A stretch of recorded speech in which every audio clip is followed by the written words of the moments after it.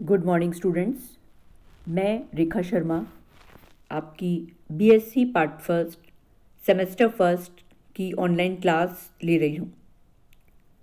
आज के इस लेक्चर में हम केमिस्ट्री प्रैक्टिकल की एक और एक्सरसाइज क्रिस्टलन या क्रिस्टलाइजेशन को डिस्कस करेंगे।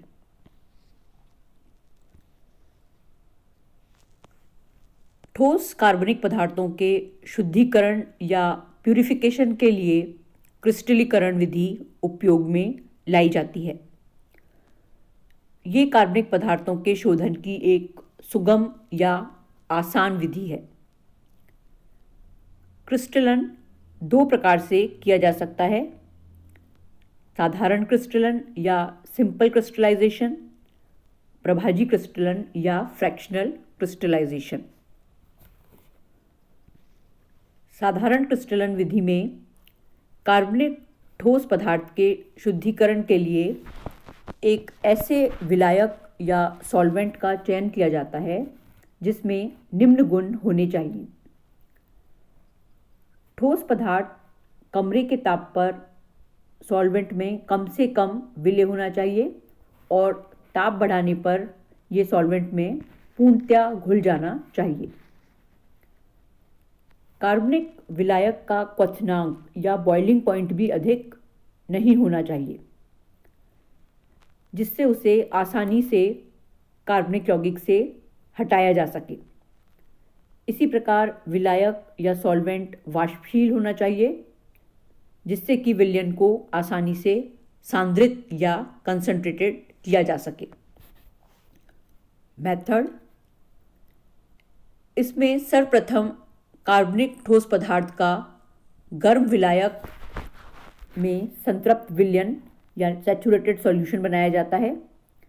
इस बने संतृप्त विलयन को गर्म अवस्था में ही छाना जाता है। इसे छानने के लिए गर्म जल कीप या हॉट वाटर फनल का भी उपयोग किया जा सकता है। इस कीप के चारों ओर एक गर्म जल युक्त कांच की जैकेट होती है। छाने हुए गर्म विलयन को एक बीकर में ठंडा होने के लिए रख दिया जाता है और यदि विलायक ज्वलनशील हो यानी इन्फ्लेमेबल हो तो उसे बर्नर से दूर रखा जाना चाहिए। विलयन को धीरे धीरे ठंडा करने पर कार्बनिक ठोस पदार्थ के बड़े आकार के क्रिस्टल बनने आरंभ हो जाते हैं। यदि विलयन को तेजी से ठंडा किया जाए तो बनने वाले क्रिस्टल छोटे आकार के होते हैं। इसलिए यदि हमें बड़े आकार के क्रिस्टल प्राप्त करने हैं तो विलयन को धीरे धीरे ही ठंडा किया जाना चाहिए।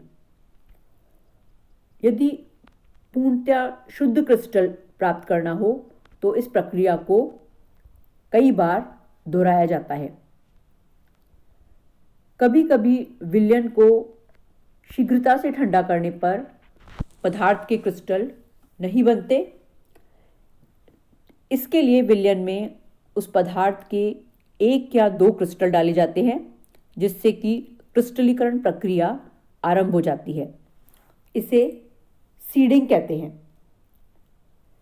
इस विधि को साधारणतया जल, बेंजीन, क्लोरोफॉर्म, एथिल अल्कोहल और ईथर जैसे द्रवों को विलायक के रूप में प्रयुक्त करते हैं। अब इस एक्सरसाइज को समझने के लिए हम दो एग्जाम्पल्स का उपयोग करेंगे। प्रयोग 1: थैलिक अम्ल का साधारण क्रिस्टलन विधि द्वारा गर्म जल से क्रिस्टलन करना।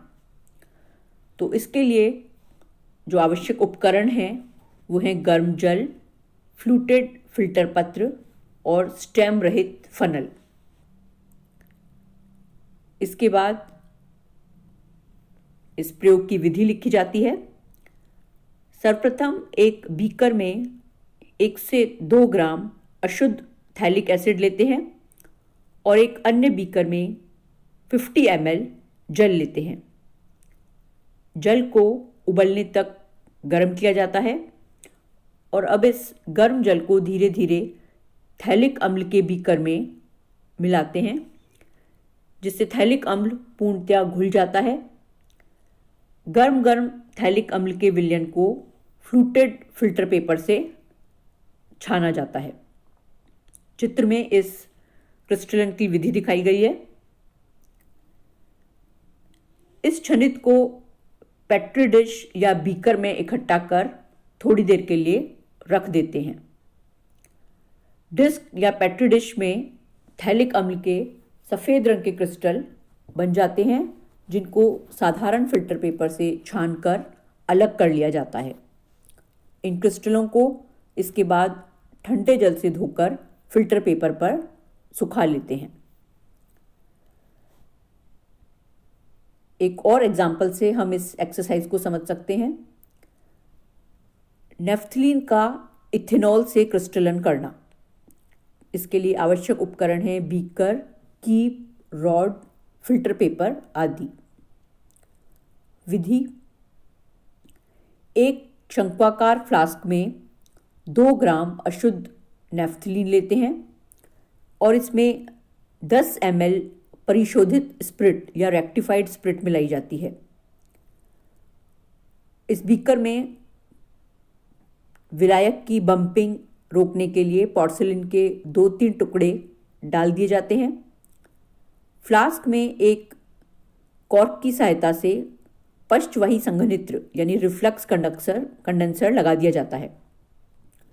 इस मिश्रण को जल ऊष्मक या वाटर बाथ पर गर्म करते हैं, जिससे नेफ्थलीन पूर्ण रूप से घुल जाती है। इस गरम गरम विलयन को फ्लूटेड फिल्टर पेपर से छान लिया जाता है। इस छनित या फिल्ट्रेट को बीकर या पेट्री डिश में इकट्ठा कर लेते हैं और बीकर को आधा घंटे के लिए ठंडे जल में रख देते हैं। ठंडा करते समय बीकर को थोड़ी थोड़ी देर में हिलाते हैं। पेट्री डिश या बीकर में नेफ्थलीन के क्रिस्टल बनने आरंभ हो जाते हैं, जिनको साधारण फिल्टर पेपर से छानकर अलग कर लिया जाता है। इन क्रिस्टलों को इसके बाद 2 ml स्प्रिट से धोकर फिल्टर पेपर पर सुखा लेते हैं और इनका गलनांक या मेल्टिंग पॉइंट ज्ञात करते हैं। शुद्ध नेफ्थलीन का गलनांक 80 डिग्री सेंटीग्रेड होता है। Thank you.